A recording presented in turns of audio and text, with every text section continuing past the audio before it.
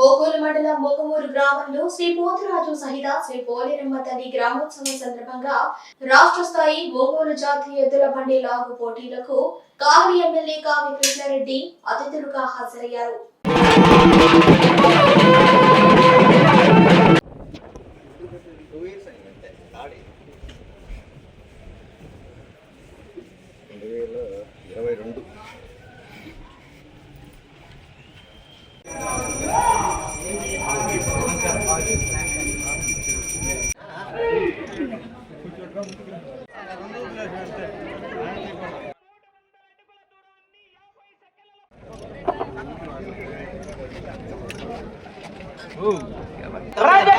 రైతుల పక్షపాతి మాటి వెంకట కృష్ణారెడ్డి గారి యొక్క అమృత హస్తాలతో ఈ రోజు నెల్లూరు నడిపట్టున